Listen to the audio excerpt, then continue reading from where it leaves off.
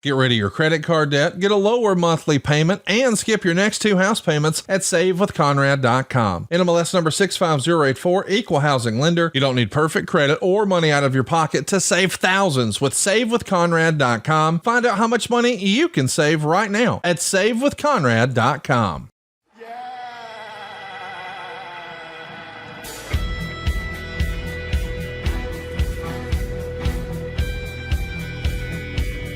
Deletion! My skin's dying because you're under it.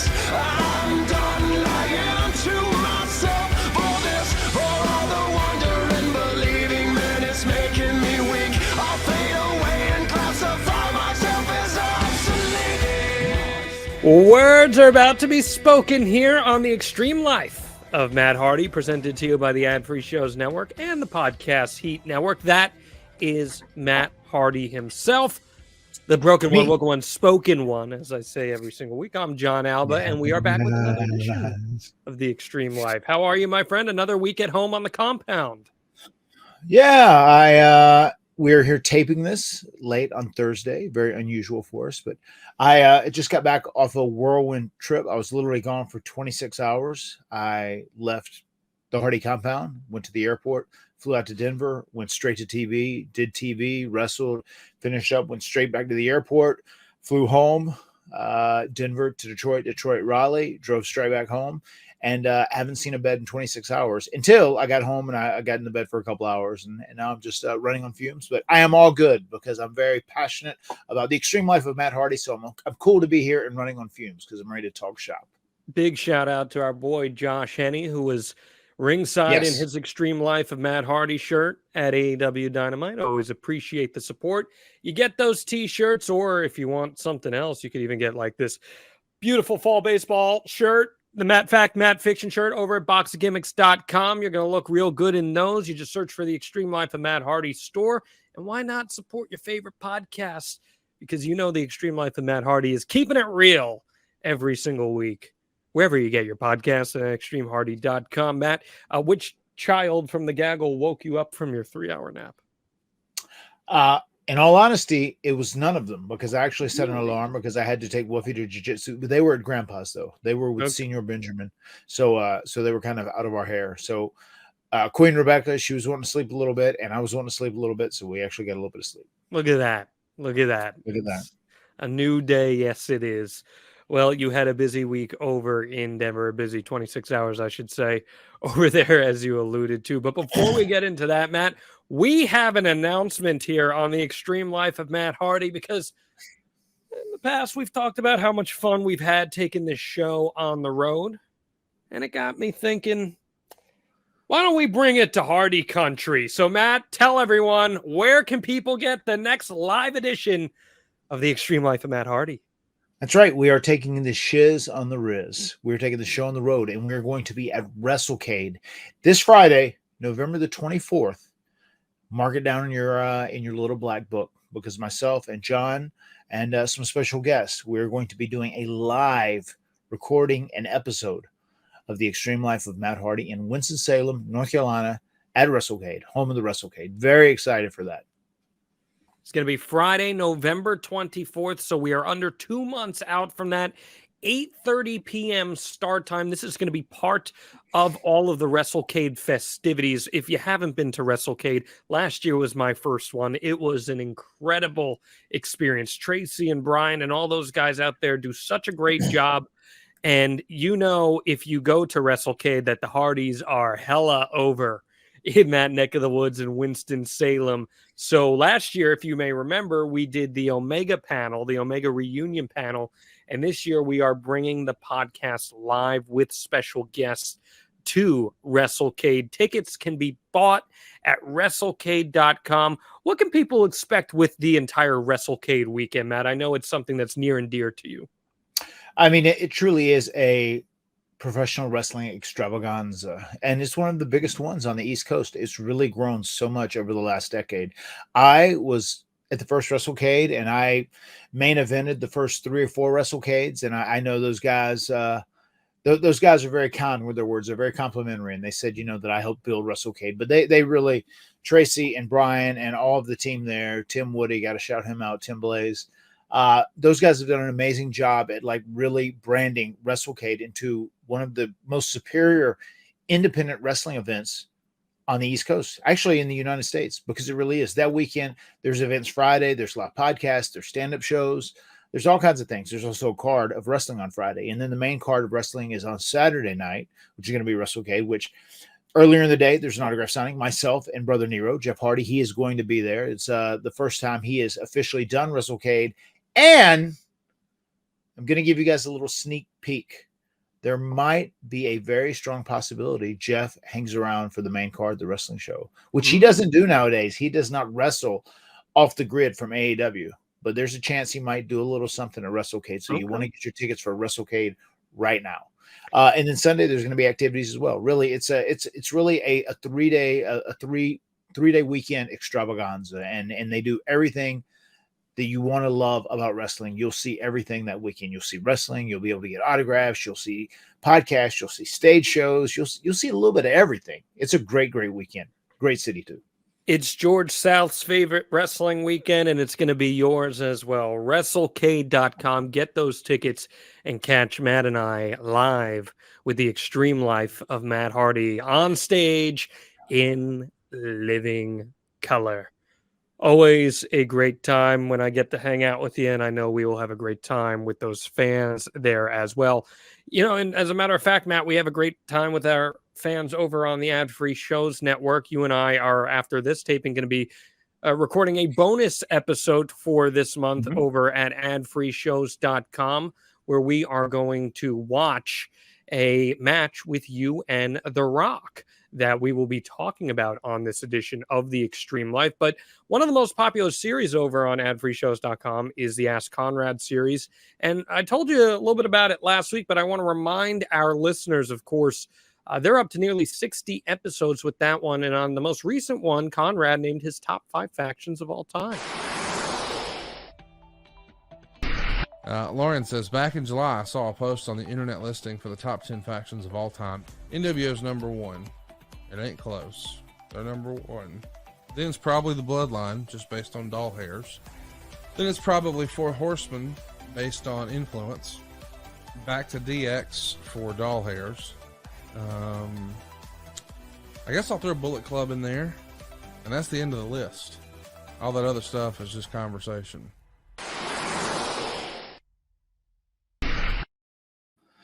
One thing I can't say about that video after watching it is Arn Anderson's look and his choice of outfit is amazing. It makes me smile every time. Pops me huge. Everything about Arn Anderson pops me huge. I'm sure he'll be at WrestleCade, so make sure you go check that out there as well. And you can catch Ask Conrad each and every month, plus thousands of hours of other bonus content. Do it now with a special offer. New subscribers save 20% off their first month by going to adfree20.com. That's 20% off month 1 right now at adfree20.com.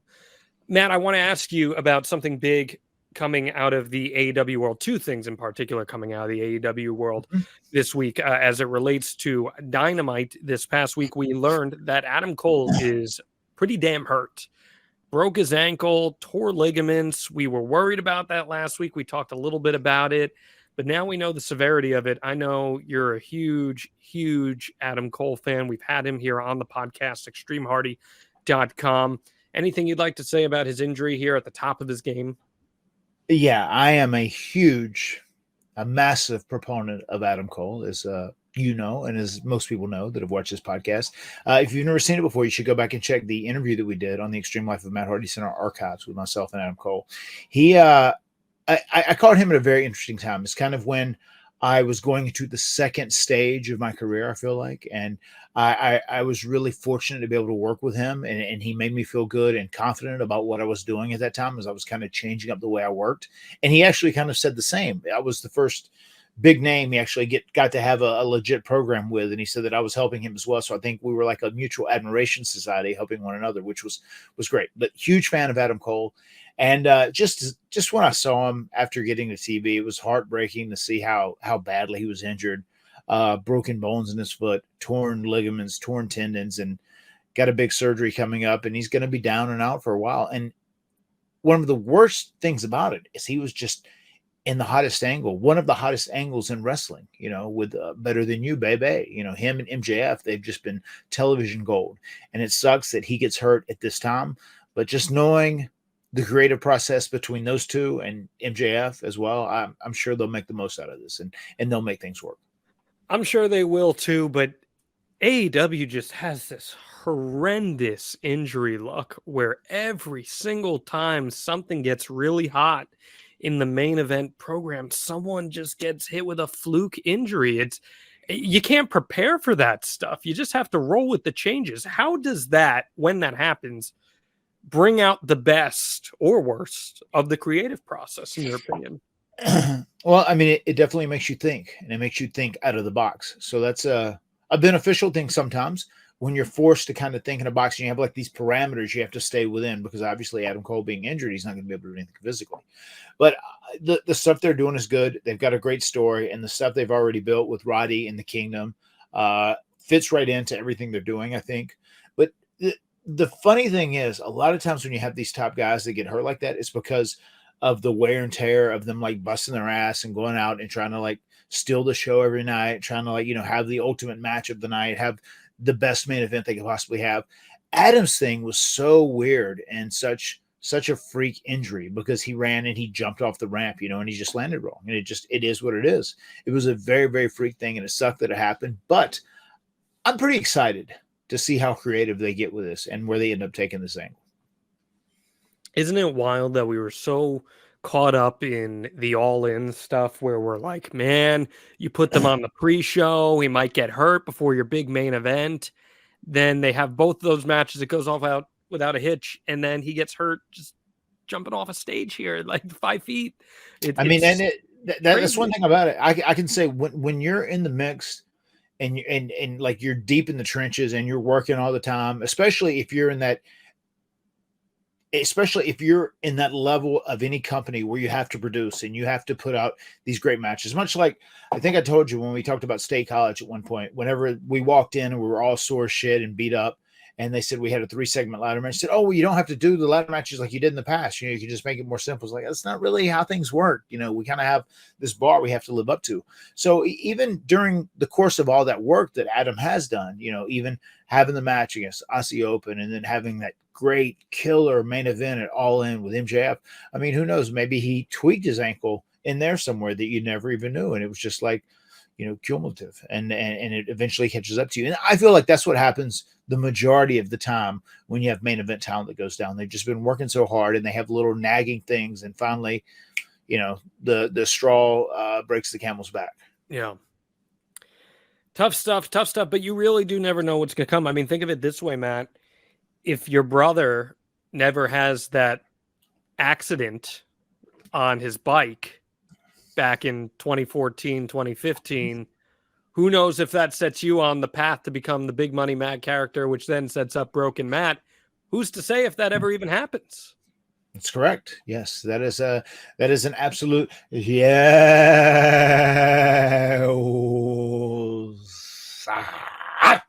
That is a yes, because that is kind of what led us down that path. It opened us up that we had to change some stuff, and it gave us a little backstory that we can kind of interweave into real life, and kind of, make people guess like, oh, where does fact end and where does fiction start? And that's kind of, the whole beauty of being able to blur the lines. And I think they've got a lot of great potential to do great stuff with this Adam Cole MJF angle. Yeah, Who's the devil? Who's the devil, John? Who is the devil? That is the question. And I thought the angle was really hot that they did at the end. And there's some hints as to who the devil may be. But I think that's a story that we should see play out over a period of time. We'll let it play out as we do here on the Extreme Life. How many men were in there, John? How many men attacked Switchblade? I'd have to go back and count. I didn't pay that close attention. The blade of Switch. I figured you would have. You're pretty good with those details, so I figured I am good with those details, and the devil is in the details. And the detail that I caught was the one that everyone was talking about, which was just a few weeks ago when they did the vignette with him sitting down, and you saw the devil's mask in Adam Cole's locker, and I thought that was got me thinking just a little bit. So we'll see. how that stuff plays out. WrestleDream coming this weekend, something a little different, going out to Seattle there.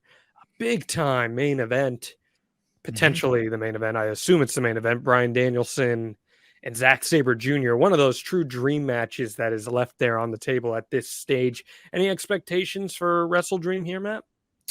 I mean, the card is really good. I think it's a really, really strong card. I like it a lot. I thought it was really interesting seeing the Bucks in singles action on Dynamite this week. Is a very unique spot, and a lot of stuff changed for that show. Obviously, Adam Cole being hurt, John Moxley being hurt. There was a lot of changes that happened during that night. And just for everyone here that is watching this, in case you haven't been online or whatever, we have a lot of passionate The Extreme Life of Matt Hardy fans that like watch us and listen to us live at 6 a.m. in the morning, wherever you check out your podcast. But tonight on Rampage, the show will open up with this very special six-man trios match that's never happened before. It will be the team of Matt and Jeff Hardy, along with our understudy, Brother Zay, taking on the Acclaimed and Daddy Ass. So that's going to be pretty interesting. Imagine that it's 2023 and you have one half of the Hardys, or you have both of the Hardys squaring off with one half of the New Age Outlaws. Who would have thought we'd be bringing back these throwbacks from the 90s, right, in 2023? That is crazy, but nostalgia sells, and it sells even better when everyone's still kicking ass. And I think that's great to see. And Daddy Ass, as we know, is just on top of his game right now. And they're selling those Acclaimed replicas for $5,000 on the AEW shop, which is wild. I think there's only I'm very curious of how they're selling. I mean, I think they're only producing 10 of them, so $5,000 is pretty wild. But you know what? They wouldn't list the price if they didn't think someone would pay for it. So I think it's very possible that someone will. But WrestleDream is coming. I can't wait for Hangman Page and Swerve. I think those two are going to absolutely tear it down. Really good fire from both of them and their segment on Dynamite. I'll tell you which match I'm really excited for too, John. I agree with that. The Hangman Swerve thing is going to be amazing. Swerve's really coming into his own, and you can see he's in a position where they really want to do all that they can to continue to push him up the card and give him opportunities. And he's a guy who's very deserving of them, I think. So I love seeing him versus Hangman. And I love seeing Hangman kind of get back in the mix and get back on track, and I feel like he is a very important pillar, not to use that as a pun, but he's a very important pillar of AEW because he was there when the movement started. He was the first guy that was kind of like a homegrown talent that became the world heavyweight champion. And there was obviously a lot of controversy around those runs and the way it ended and everything else that went down. But like, I'm happy to see Hangman back to where he should be and kind of back in the mix. And him and Swerve are going to kill it. One of the matches I'm most excited about is that 6-man tag. I'm really looking forward to seeing Jericho along with Ibushi and Kenny versus the Don Callis family of Takeshita, Sammy Guevara, and Will Ospreay. That's going to be a hell of a match, I think. I would agree with that, but I want to circle back real quick to Swerve with you because one of the most overacts in AEW and wrestling right now is Prince Nana. Oh, yeah. And I got to ask you, Matt Hardy, I got to put you on the spot here. Can you give us your best Prince Nana right now for the Extreme Life Faithful? When he swerves, I know he's when I swerve, and then he does the thing up like this a little bit. I'd have to watch it over and do it again, but I do like it, and I'm a big fan of Nana. So Nana came up whenever Rebby was getting a little training early in the day. So like we always chat about kids and family, and he says like, "Oh, what's up to the kids?" Whatever. And it's funny, I met his brother last night, actually at the show. It's so crazy to think that was last night, but I met him as we were leaving Denver. And I said, "Oh, look at this guy." I said, "He's just slipped on going viral." I said, "He's the hottest thing in the company right now." Absolutely wild to see how over Nana has gone. You did pretty well there. That was good. I'll give you that. Last bit of news I just want to hit on real quick. Jade Cargill, she's off the WWE. They made a big deal about that signing. I know you, way back when, people may not even remember this, you actually courted Jade's services in AEW. You wanted to represent her as Big Money Matt. Right. What are your thoughts on her getting the superstar treatment over from WWE upon signing? I mean, it's a good call. I mean, she's there's a ton of untapped potential in her. It's going to be really interesting to see how it plays out. I think if WWE is trying to treat her like a star, if they're trying to give her the biggest boost possible to really like, to really have her blast off into superstardom. They're doing it the right way because she seems like a big deal. And like she left AEW at the optimal time when you think about it. You know, she'd had this big push, she'd been undefeated, she had one loss, she went away for a while, she came back to all this hoopla, you know, and then she announces to management, I guess, that she's gonna go to WWE, and then she has one more loss and then off to WWE. But I mean, that's leaving about as unblemished as you can possibly be. So she should do great. She has the look of a star. That once again, I've said this about other guys too. Like when it comes to like a female wrestler, like she's Vince McMahon's perfect item. You know what I mean? Vince would love that look. I can tell you, big, pretty girl who's muscular, athletic, like a freak athlete. So it's going to be really interesting just to see how it goes. And one thing I'm really curious to see about Jade is just how her work translates into longer matches, like if she's doing main events as opposed to shorter matches. I think that's going to be the determining factor of how deep she goes into being a superstar. You know, if she can go and produce those great long matches, those great long competitive main event matches, that's going to be the point where she has to prove herself more than anywhere else. Yeah, if you're a main eventer in WWE right now, especially that women's division, which is so stacked, the work rate is something people really care about. And how she translates to that, we'll find out. She's got all the credentials. She has all the intangibles, everything you'd want in a big-time superstar. I crack up, Matt, when people are like, oh, you see, AEW didn't make her a star. Now it's time for WWE to make her a star. And I say to myself, man, WWE wouldn't have made such a big deal about her coming in if AEW didn't make her a star, right? Of course. Of course. I mean, AEW put equity into Jade. You know what I mean? I mean, Jade, she is such a unique athlete. She is such a unique female as it is. But they put tons and tons and tons of equity into her. So they gave her a lot of value. And if it wasn't for, you know, Tony Khan and AEW, she definitely wouldn't have gotten the deal she got, or she wouldn't have came in with all that hype. I mean, she's a star as it is, and they're treating her like a star, and it's the right move. A lot of people think she could become a big-time crossover star, Marvel, action movies, whatever it may be. And that's why, Matt, we are talking about the definitive crossover star here on the Extreme Life of Matt Hardy. Yes. Dwayne "The Rock" Johnson on this edition of the Extreme Life. So without further ado, please, my friend, hit us with that Matt fact.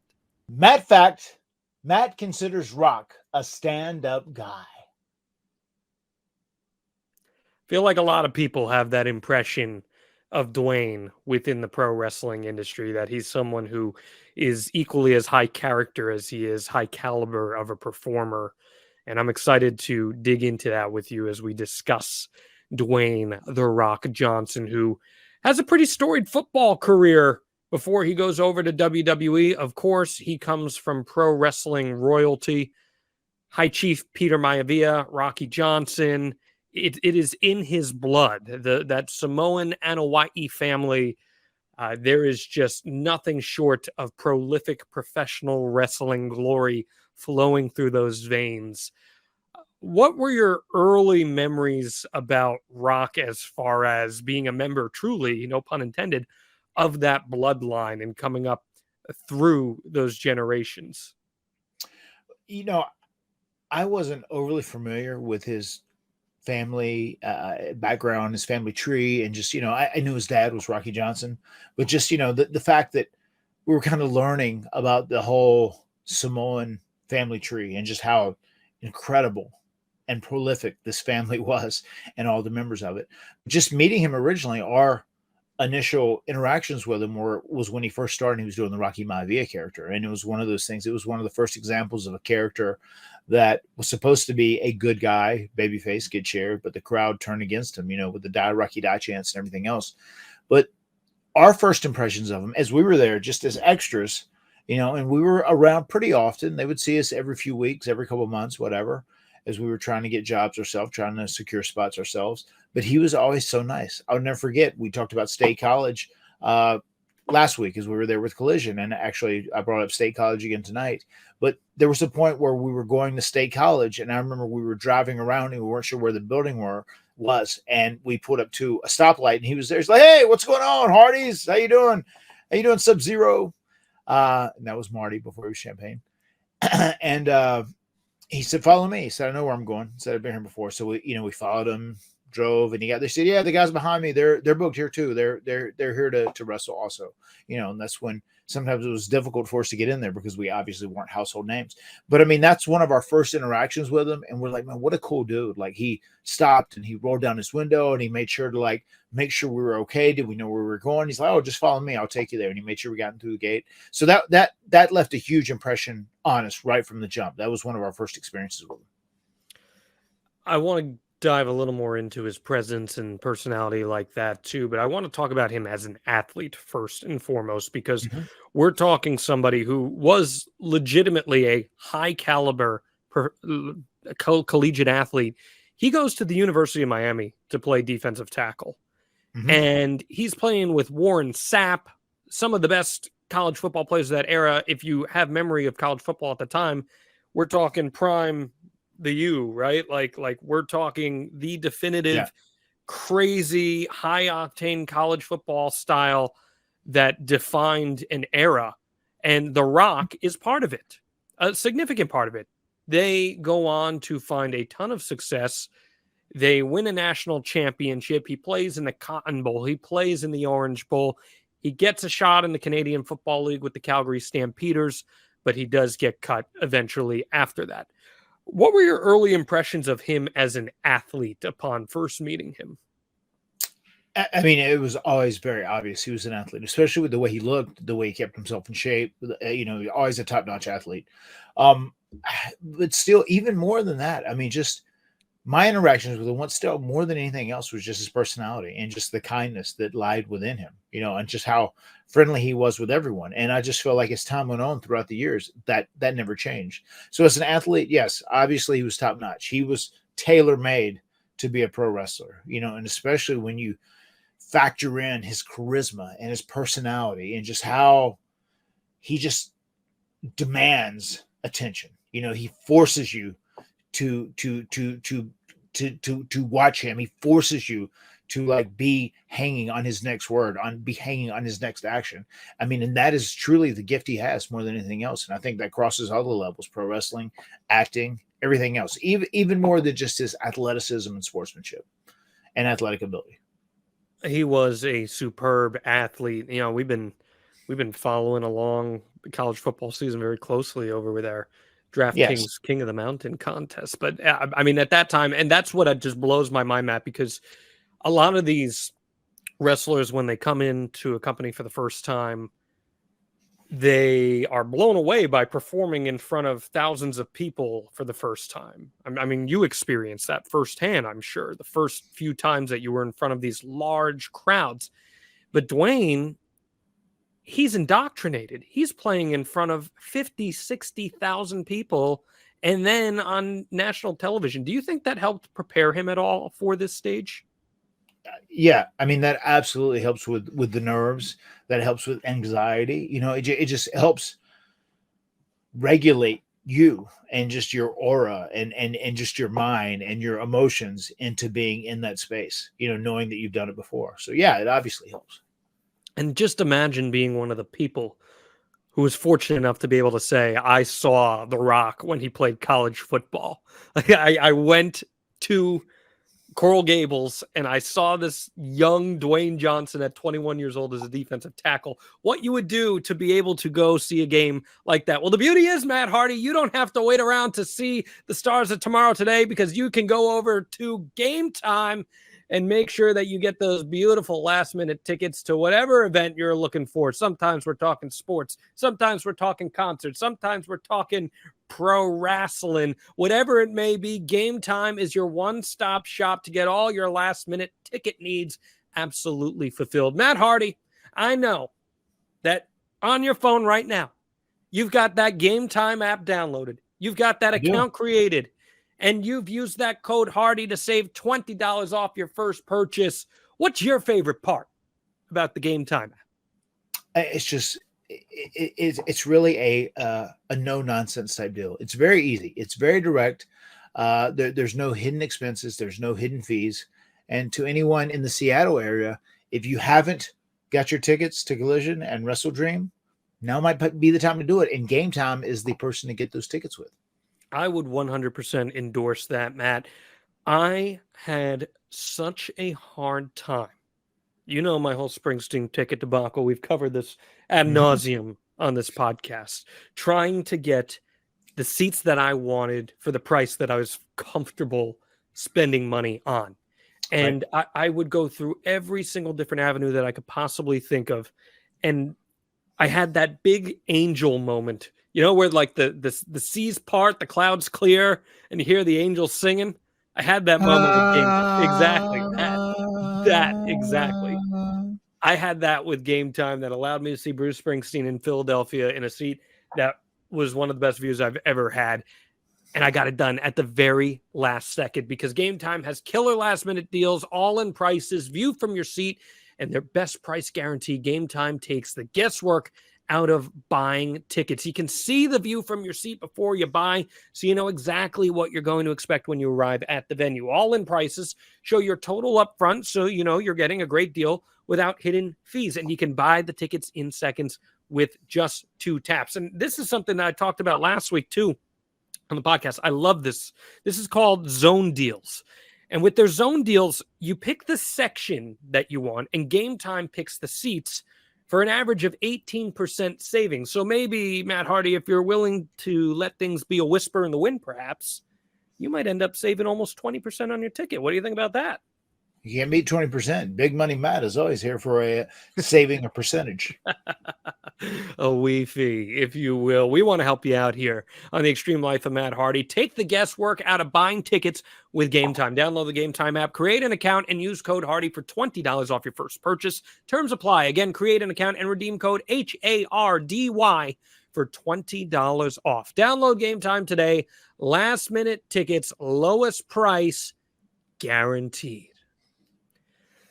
Let's continue with The Rock. So he makes the jump over to the World Wrestling Federation in 1996. As I said, he comes from some pretty prestigious lineage.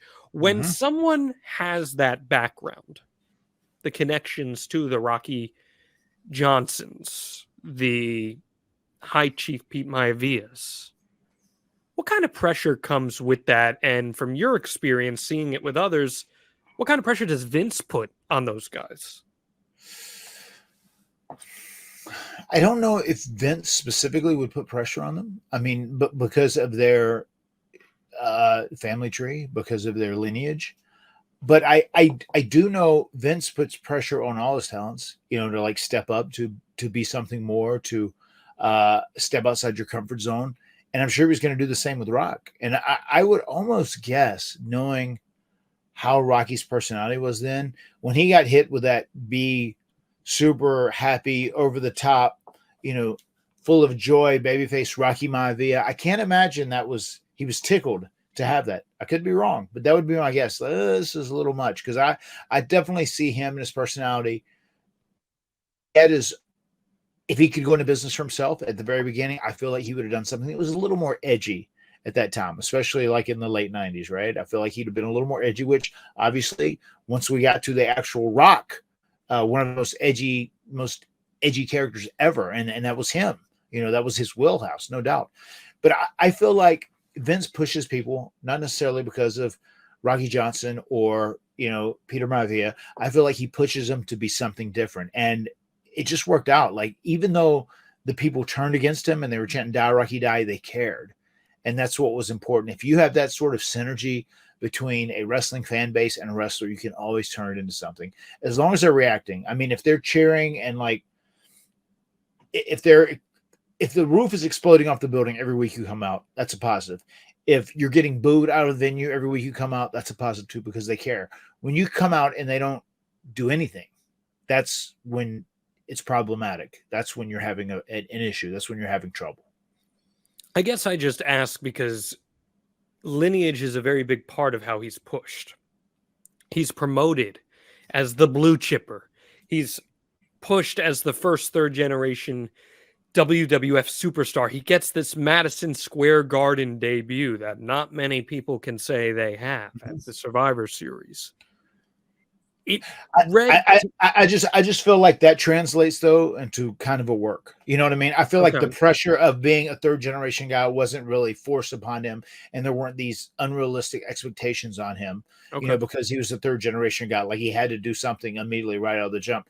I feel like that was a great way to brand him. That was a great way to promote him, and I feel like that, as far as the advertisement around him, that was more of a tool or a prop more than anything else.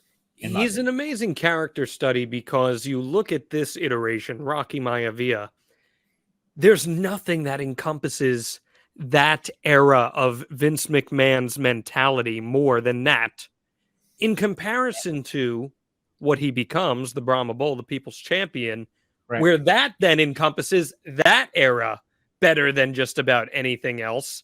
And I think that probably speaks to his versatility and his willingness to accept change. If you could give any advice to a pro wrestler who maybe gets saddled with a character they're not comfortable with at first, or a gimmick that they don't truly believe in, like Dwayne probably didn't believe in that early Rocky Maivia character at first, what type of advice would you have to offer those types of performers? I mean, you just have to go out there and you have to make the most out of whatever you have to work with. If you're given an opportunity, and especially once again, Vince gave myself and Bray a great opportunity, and it didn't pan out like he wanted it to or like he saw it. And we think it should have been different. But once again, we went out, and if he wanted us to go out and be regular wrestlers as opposed to like gimmick characters, you don't have a 3 or 4 minute match and just win a match every week on TV because he needed matches and he needed talent on the show, whatever. We're fine with that, and we would make the most out of it. You know, we always thought we should have vignettes. We should be in remote places. It should be like a special occasion if we're actually having a wrestling match, but that's not necessarily how he did it. But long story short, when Rock was given that opportunity to do that, and it wasn't necessarily probably what he would do, it probably didn't play best into his personality. It is what it is. And he went out there and he made the most of it. And then once they got to that point where they were chanting, "Die, Rocky, die," I am sure he knew he had tapped into something special because it was so polarizing, but people gave a shit. Hi, Maxwell. Hi, You want to say something? hi, I'm gonna go get some paper towel under the because for some reason it's dripping from the bottom. All right. All right. We're just trying to do a little business here. Okay. What a studious contributing member of society that Maxwell Hardy is. Let me tell you. Just in here drinking his hot cocoa. I could go for some hot. It is like pure hot cocoa weather right Oh, yeah? now. Oh yeah, we're talking. It's like mid 50s, rainy, damp. I got the sweatshirt on right now. This is hot cocoa weather. I might have to go Okay. make some after this. What is it? What's the temp outside? It's like 55 right now, Okay. but We it's did- rainy. It's damp. I got back when I got up. I went out with Rebecca and we had a quick little swim. It was 83, 84, but it was Wow. like nice this evening. Yeah. What a difference! What a Yeah. difference! Did Maxwell have to send timeout for hijacking the show last week? We didn't even talk about that. I just took him to the ring and we wrestled a little bit. All right, you worked it out. How many times did I tap you out, you think? 10. 10? Okay. So we went out and we wrestled a little bit. We sparred. 20. This guy's going to be hard to handle. I'm telling everybody, Maxwell, you're going to be very, very hard to handle when you get bigger. You're very aggressive now. Interesting. You have a bit of a killer instinct too. That's And good. You'll get mad at me. Yeah. Well, He'll get mad at me when he says I'm too rough with him, but I take it very easy on him. phew, it sounds like a challenge in the future there. We'll have to see what that sets up. I think we're setting up an angle right now and to see how that plays out. I think you totally hit it though on the head there with the rolling with the punches and the die Rocky die stuff. So the fans start to reject this Rocky Maivia character, and eventually it becomes apparent it's time for him to change. And he turns heel in August of 97 and joins the Nation of Domination. It's Farouk, it's D'Lo Brown, it's Kama Mustafa, and The Rock. And that is where he forms the persona, The Rock. Mm-hmm. He starts insulting the audience. He starts insulting other wrestlers. He starts to build some charisma in his overall performance. What did joining the Nation of Domination do for him? I mean, I feel like that too was a great idea because it didn't put all the pressure on Rock having to get over all by himself as a heel or as a bad guy. You had this Die Rocky Die. It was perfect how that was. It was almost very much like a sign of the times as well as we're entering into the Attitude Era, right? How people we don't want these cookie cutter yay, good guy, I'm going to do the right thing, babyface. That was kind of outdated at that point. And just being able to join with Farouk, Ron Simmons, Papa Shango, and D'Lo Brown. I mean, it gave him a great stable of guys and a support system where he could figure out on the fly what works for him the best as a heel. But also, too, he didn't have to necessarily rely just on himself. He also had a strong backup. How helpful do you think those guys were to him in finding himself? Ron, I know Ron definitely was. I've spoke with Ron. It's great. I have the honor and pleasure of, seeing Ron quite a bit whenever I'm out and doing conventions and stuff, because the guy that books myself and Jeff also books Ron. But it's just, he's talked about in the past, when he first was talking to Dwayne and he was giving the Rock advice and I would do this as a heel, or I would try this, and I would, take something away this way and then give it back like this. And there's a lot of little things that Ron really helped him out with a lot. And I'm sure Rock absorbed that information from Ron Simmons like a sponge and then kind of put his own spin on it. And then, off to the races he went from there. Is Ron one of the more underappreciated wrestling minds out there? I think so. He's a very, very basic wrestling mind, but he is underappreciated. And once again, he's one of those super athletes. We're talking about Rock and his football career. Obviously, you can't talk about Ron without mentioning his football career too. Ron has a very solid wrestling mind, especially for that era. I would say late 80s, early 90s.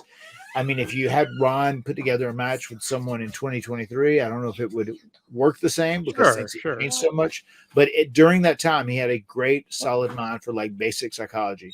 I guess I just give him that props because it feels like there's no one better to teach Dwayne at that time than a guy who was also a legit college football star. Mm-hmm. That is huge. Plus, Ron Simmons was a successful Black professional wrestler. Right. We know that's part of Rock's lineage. It's what leads him into the Nation of Domination. Mark Henry joins the group as well eventually. It seems like you couldn't ask for a better mentor at that time to help you come into your own. No, I agree. And there was a lot of relatability between those two, right? They had such similar paths in so many ways, both college football and then, just football stars in general, and just extraordinary athletes, not just bullshit pro wrestling athletes, extraordinary athletes on all levels, especially on the football field, and Ron Simmons was he loves wrestling. He really enjoyed doing it. Although there were times later in his career, he wanted to take it easy.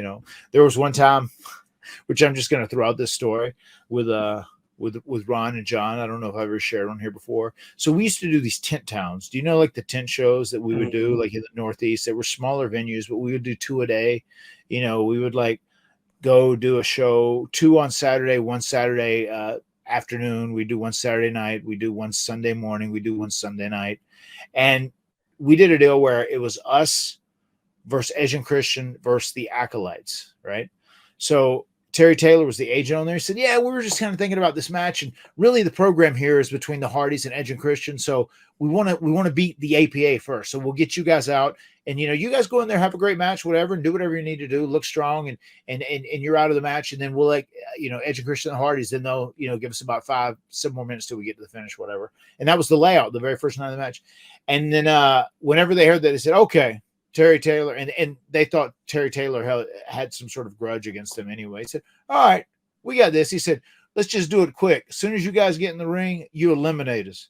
And Ron had something where we were going to do something with Bradshaw and all guys teamed up, and somebody rolled up Ron right off the jump. And, Terry said, look good, look strong. He said, I said, if we're doing 4 of these shows, he said, we might as well go ahead and make you guys look good. We're going to really build you guys up strong. You guys beat the Acolytes in seconds. You beat the APA in seconds. That way you guys are going to look good and you can burn the house down. So they had that match.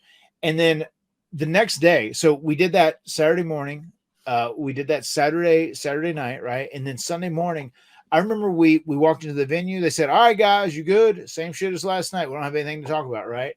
And then I remember Ron, they came out last, and then we did the thing where we jumped and we ended up rolling him up. Ron came out, he had his rings on, he had bracelets on, he had he didn't even take his jewelry off. I don't even think he taped up his wrist. He just it was just so funny because he just did not give a shit.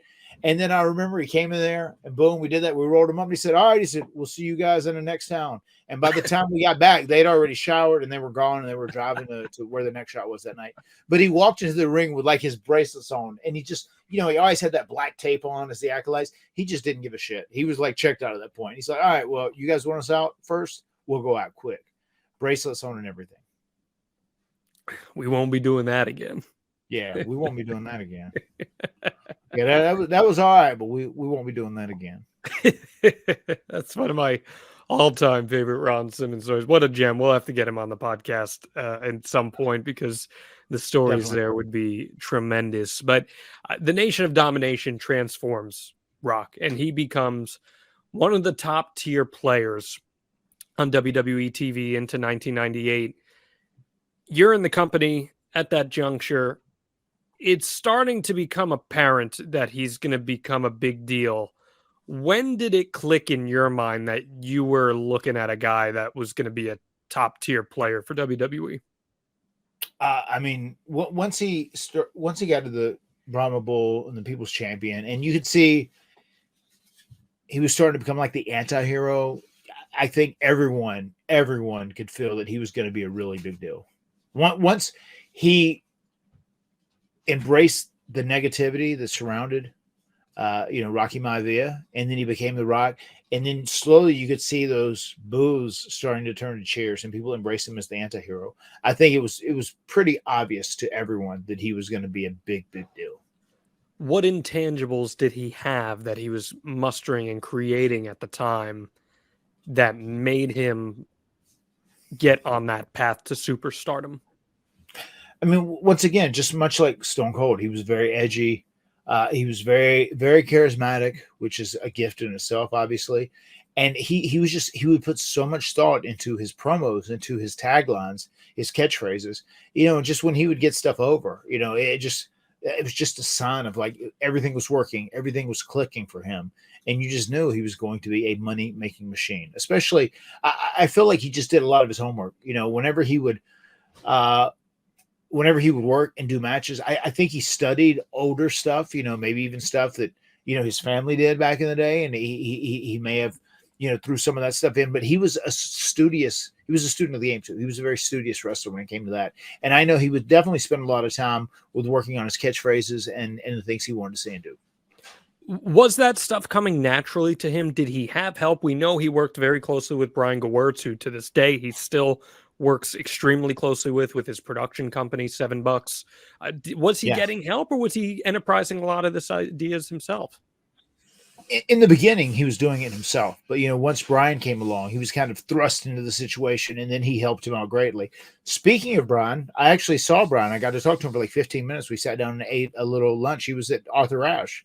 I don't even know if you knew that. He was at Arthur Ashe, and Dean Malenko ran into him. He said, Brian was asking about like you and Christian, if you guys were here or whatever. And I went and saw him and sat down and ate and kind of caught up with him a little bit. It was great. It was very, very good to see him. He looks the same, still acted the same. It was so funny.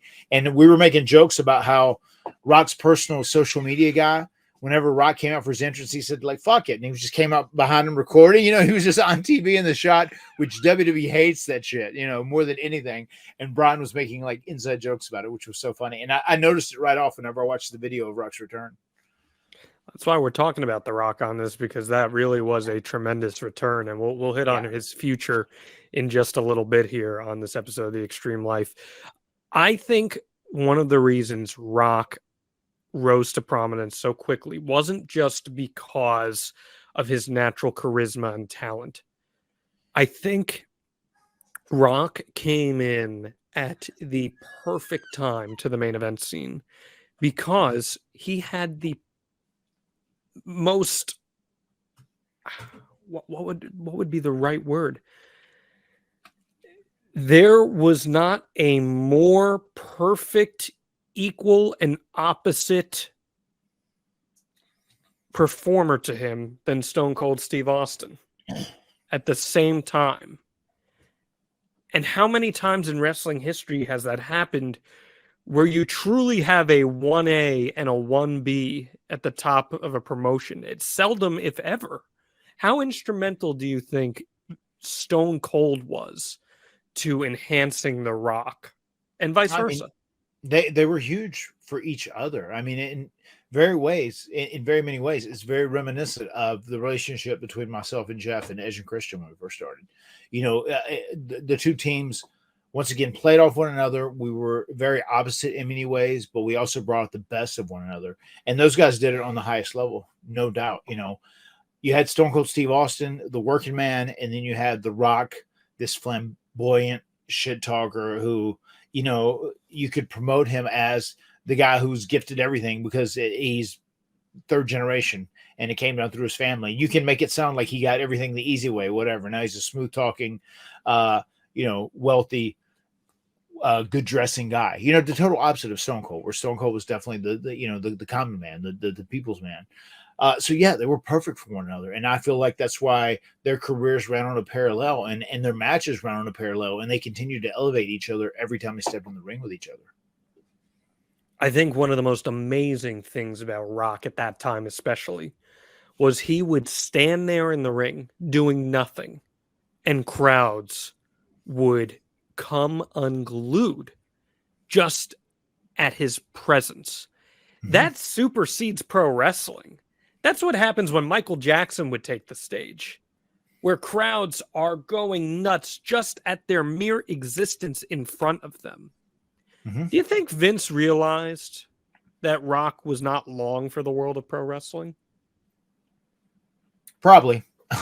Probably. I feel like, you know, that era of like having Stone Cold and Rock become bigger than the WWE was in theory. I think that's where kind of Vince didn't want to consciously really try and allow anyone to become bigger than WWE. He wanted to make the biggest thing about WWE, the branding, WWE, when it was all said and done. But man, Rock really was. He was special. And just as you said that, being in the crowd and just being so passionate about just his presence in front of you, one of my all-time favorite moments in professional wrestling of all time was WrestleMania 18, where him and Hogan were in the ring. The crowd was going nuts. It was so amazing. It was so cool to see Hogan be given that moment, and just the way that they were staring at one another, and then they would look off in opposite ways, back, look off in opposite ways, and the crowd was eating it up. They were eating out of their hands. You know, it was just unreal. And I remember walking out into the live crowd that night. We'd wrestled earlier. We were in a 4-way tag team match for the titles. And I remember listening to the crowd, and it's one of the loudest reactions and one of the most surreal, cool moments I've ever personally been in an arena for. That match, as by the way, we've got a run-in from multiple members of the Gaggle right now. Everywhere. That match feels like the embodiment of everything you love about pro wrestling, where Mm-hmm. you've got these two great characters, Mm-hmm. the aura, the crowd, the investment. They don't do anything too complicated in the match, but it is everything you want in terms of reaction. Is that one of the more Yes. memorable matches you've ever watched in person? Yeah, 100%. It's one of my all-time favorite matches, especially just from a reaction standpoint. And I feel like if you kind of look back through history, wrestling is changing now. It's always evolving. It's always, it's always adapting to new styles and new things, whatever. But, you know, you look back in the past and you think about some of those greatest moments. It's just the greatest matches are made because of those phenomenal moments. Once again, that stare-off between Hogan and Rock, the way the crowd was with them all throughout the match. You know, Hogan body slamming Andre and the hype behind that match. You know, there's so many matches that are remembered for just those moments. And that was just such a magnificent moment when the Hogan Rock standoff happened in Toronto. It was so incredible. And I'm so happy I was there to witness it in real time. As Rock started to become larger than life and crossing over into mainstream, the Scorpion King, and it's apparent he's going to be in more franchises. He's going to be headed to Hollywood on a more full-time basis. Did his relationship with the locker room, with the boys, change at all? I don't think I never saw any major change in it. I mean, it was always, there were some guys and probably guys who had probably busted their ass to, like, you know, work on top or be in the main event or try and draw more money, whatever. They might get frustrated whenever he would come around. But like when it was all said and done, it was always a positive because he was a huge star. And once again, he was becoming a crossover star. So obviously he's going to boost ticket sales. He's going to boost viewership if he's on our programming. So I always love, I've never had an issue with guys coming back to do like one shots and one, especially if they're a big star and they're like putting more eyeballs on the product. I've always thought that's a good thing. But I mean, even at that time, when it was becoming apparent he was not long for the world of pro wrestling, he still felt like one of the boys and treated everyone. Because, Yeah. like you said, I mean, you just said with your Matt fact, right? Like, he's truly a good brother at the end of the day. Mhm. Don't touch that. Yeah, I mean, he has always treated everyone the same. I mean, especially in my interactions with him, you know, speaking from experience, I can say that he has always treated me the same, you know, right from the jump.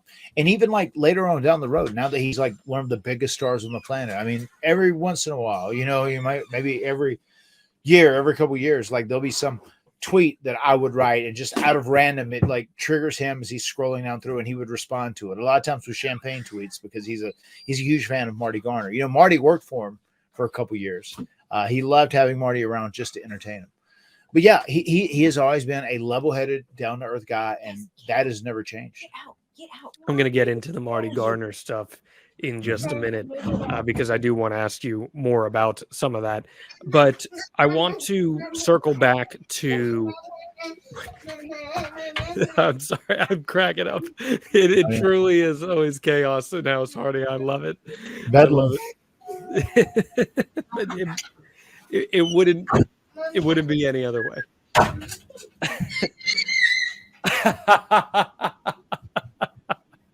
I love it. Bedlam. What was his relationship with Vince like in comparison to some of the other top stars at the time? I think Vince had a lot of love for him. And once again, it was almost one of those where I feel like Vince and Steve, when they were working in their closest compatibility, I almost feel like they worked as like kind of best friends more than anything else, you know, where I think Steve respected Vince. I think Vince knew that Steve had been in the wrestling business for a while, busting his ass to get this opportunity. And I think they both loved the fact that they played off each other so well. They, you know, really helped bring each other into, you know, they helped bring each other into the next levels of their characters and as performers and as ticket sellers and whatnot. But I feel like when you look at the relationship between Rock and Vince, it was more, as I've described before, even like with Bray, like a father-son thing in some ways. Because I think Rocky started, you know, in Memphis, but he was kind of in the system to work for Vince from day one once he started pro wrestling. So I think Vince almost has a little bit more of a love for someone like that, where he almost like feels like he's taking him under his wing. So I feel like that's kind of how their relationship was, at least until, you know, Rock became a big breakout deal and became like this mainstream movie star. Did Vince have any resentment for Rock for doing that? I mean, I guess Vince personally could have had some resentment. He could have wanted him to stick around, but Vince being a guy who is all about business, and that expression of like, it's only business, I mean, very much applies to Vince. I'm sure he looks at Rock and he understands it's only business. So he doesn't hold that resentment personally. I'm pretty positive of that because Vince understands. Plus, if Rock goes out and becomes a big time star, that means that if Vince can convince him to come back for any period of time, well, boy, howdy, you're going to have yourself in a pretty prosperous situation. If you can. And what's I mean, and Rocky loves wrestling. I mean, he grew up with it. I mean, if you watch the Young Rock show, I've seen some of it. I hadn't seen it all, but I mean, it's very apparent of how, you know, how he loved wrestling growing up. And it was such a staple in his life with it being his family business, right? It's super apparent how much he loves wrestling, because any opportunity he'd have to come back, he would. I mean, this writer strike happened. He couldn't really do anything. Back to wrestling. You know, it's so cool, man. It's so cool that he's always remembered his roots, and he's been always happy to come back. And you feel like he's enjoying himself whenever he's back there. It's like he's back home. I mean, didn't- people say that all the time, like, "Oh, it's good to be back home." But I mean, I feel like Rocky really believes that and feels that. Yeah. I didn't tell you this, but when we did your 30 years of Matt Hardy video last year, I came this close to getting Rock for it. I came this Oh, wow. close. It was a last minute thing, and we were hoping to beat the buzzer with it, but unfortunately, he wasn't able to get it done. But he did send well wishes at the time, and congratulations. He believes the Hardys are good brothers. I know that, no doubt about it. But he goes away for a while, Matt. And by the time he comes back in 2011, he is absolutely yoked. And I got a feeling I know why he was at least partially yoked. You know why, Matt Hardy? I am sure he was following the correct programs. He was, of course, following the correct programs. But he was also drinking his AG1s. Because why wouldn't you be drinking your AG1s? Well, of course you're going to be drinking your AG1s. That's what I mean. He was following the correct programs. And the correct program is to wake up every morning, first thing, and drink your AG1s. It's what I do, and I'm positive that's what someone like The Rock does as well. He got tired of taking all those different supplements himself. He wanted a single solution supporting his entire body, covering his entire nutritional basis every day, protecting his gut health, even though I don't think Rock has to worry too much about that. And he made sure to make AG1s part of his daily routine before working out and making him feel unstoppable every single morning. Well, at least I'm assuming that, but I know that's how it makes you feel. Am I correct on that, my friend? You are correct in that. I mean, when I get up and I take my AG1s and I've had a good night's sleep, I am ready to run through walls. I'm ready to run through walls while doing cardio. AG1 replaces your multivitamin, probiotic, and more in one simple, drinkable habit. Its science-driven formulation of vitamins, probiotics, and whole food source nutrients are raising the standard for quality in the supplement category, helping you build your health and your foundation first. We're talking finding focus, strength, clarity, energy with 75 high-quality vitamins, probiotics, and whole food sourced ingredients. We want to help you out here on the Extreme Life of Matt Hardy when you drink your AG1s every single morning. Let me tell you how we can help you do so. If you're looking for a simpler, effective investment for your health, try AG1 and get how many free AG1 travel packs, Matt Hardy? 5 free travel packs. And a free 1-year supply of vitamin D with your first purchase. Go to drinkag1.com/Hardy. That's drinkag1.com/Hardy. Check it out. He goes away. He comes back 2011, and immediately he is put into a program with John Cena. And Matt, in a move unlike anything Vince McMahon ever did, he promoted a match for the following year's WrestleMania. So a year-long build to this mega match between John Cena and The Rock. What did you think of the two of them as frenemies together?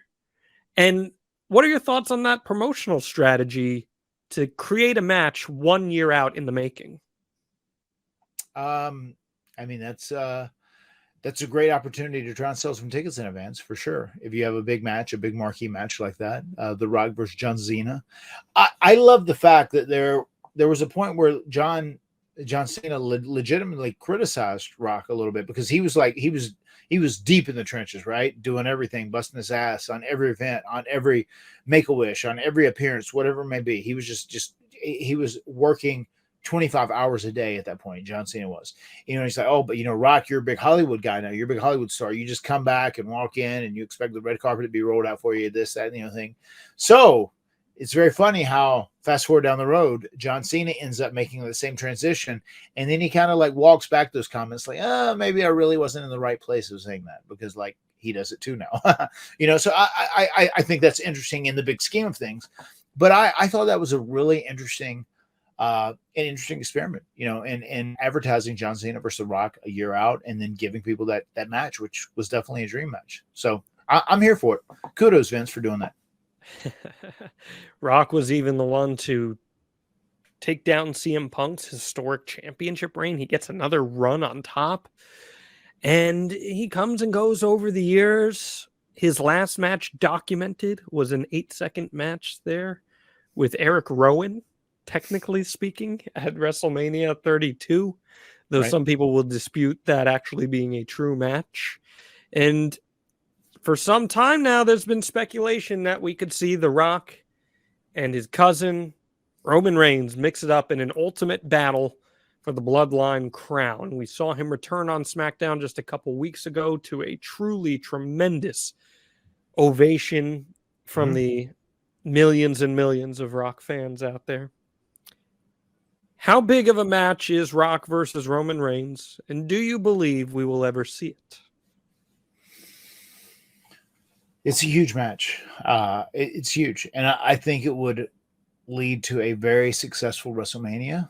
I do. I feel like now that Rocky has been speaking about it and saying it was almost greenlit for last year, and now that they might do it this year, I feel like if he's even mentioning it in any capacity, that it's in his mind to do. So yeah, I do think it will happen. I do think it would be a huge draw. I don't know if the diehard wrestling fans are going to get the match they would want, but I think it's going to be a huge spectacle, and I think it's going to be a match that is going to have casual fans extremely interested in, and they're going to want to tune in and watch it. I mean, you know how I feel about it. I think it would be a great match and a spectacle to be sure. But Cody should have won.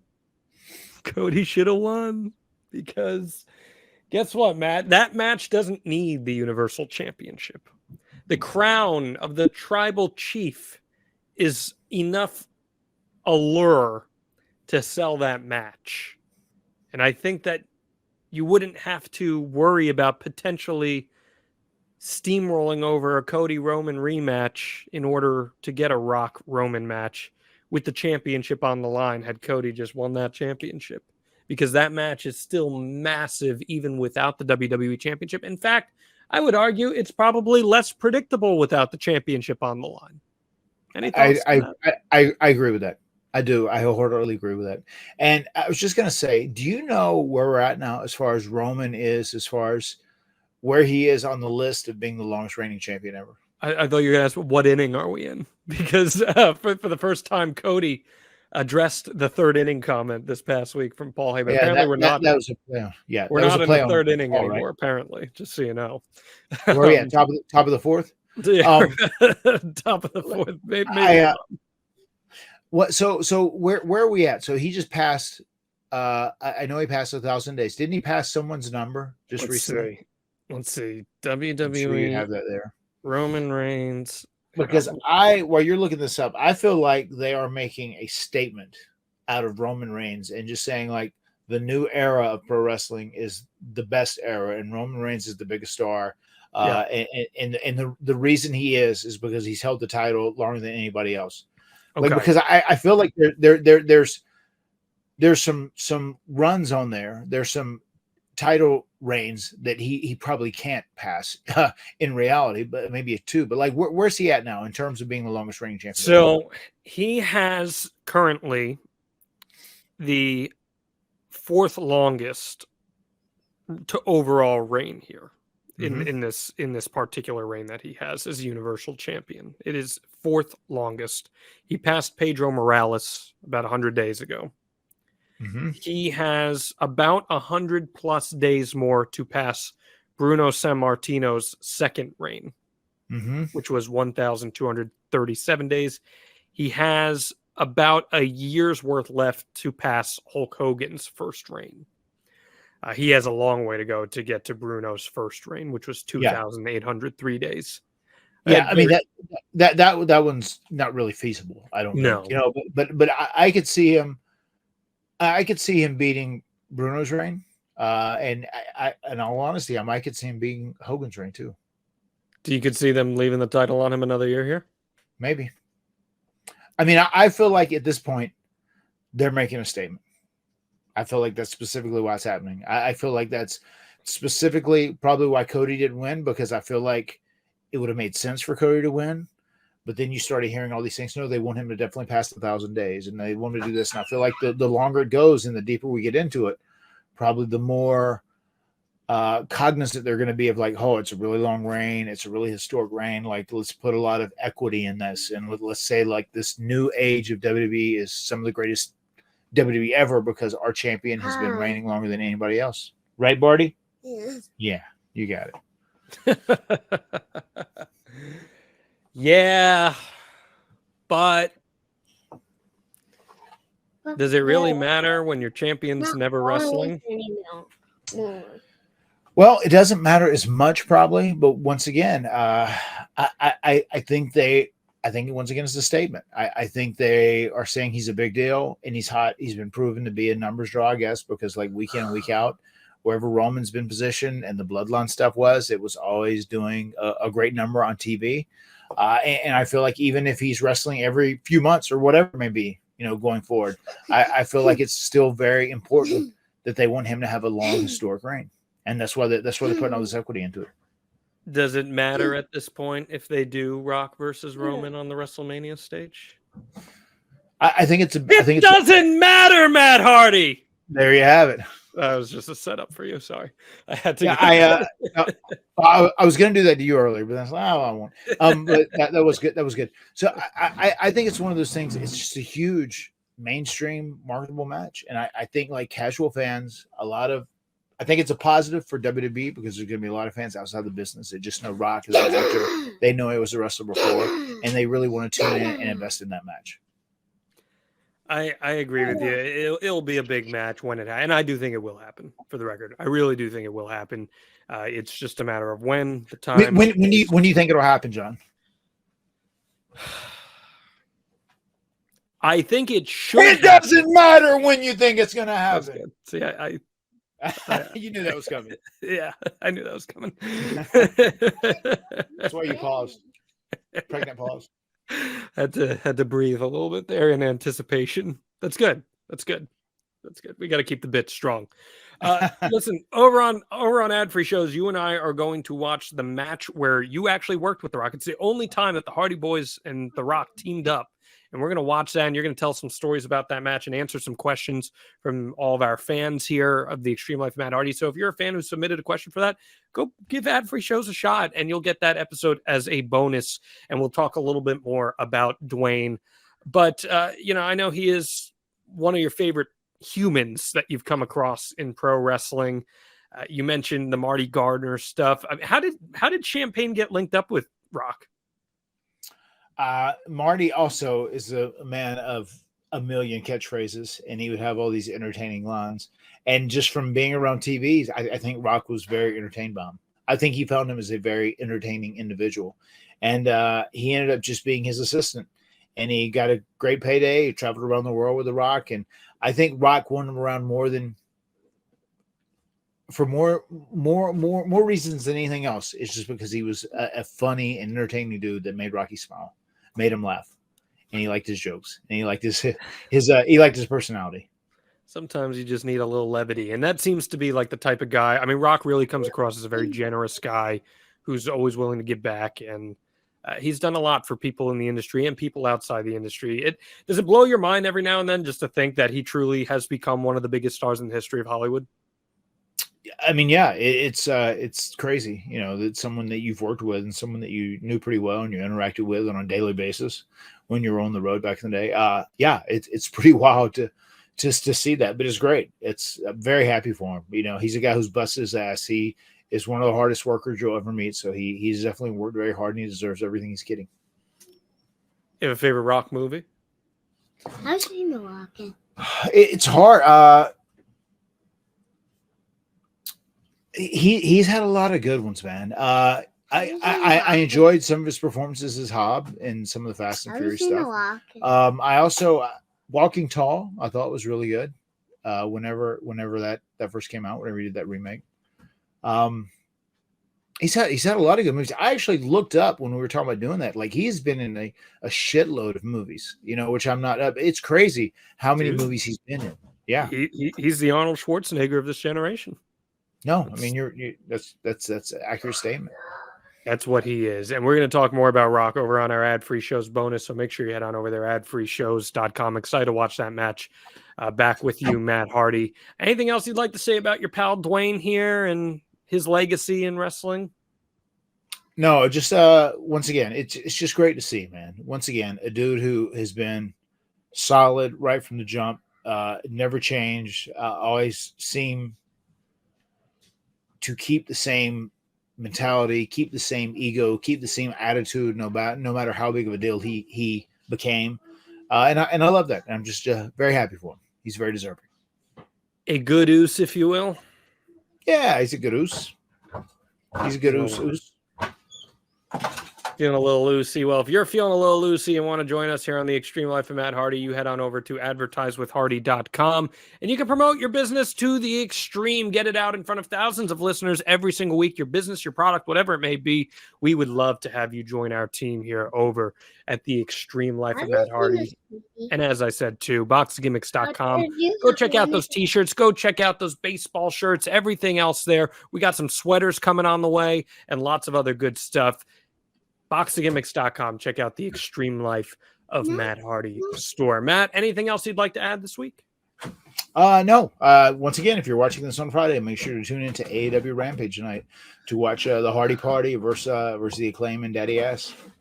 Hey, guess what? I'll say this now. I can't give full details just yet, but you'll find out in a matter of days. If you're in the New York City area or the tri-state area, your boy's going to be back on television. Finally, it's about time. So if you're a fan of that, go check that out. Stay tuned on social medias. More on that in just a little bit. But you've been dropping those clues. Oh, we're dropping those clues. We're back, baby. We're back. We're back in business. And we're going to be back over at WrestleCade as well, WrestleCade.com. Get those tickets Friday, November 24th, 8:30 p.m., The Extreme Life of Matt Hardy Live. It's going to be one hell of a time. The words have been spoken. We'll see you next week right here on The Extreme Life of Matt Hardy.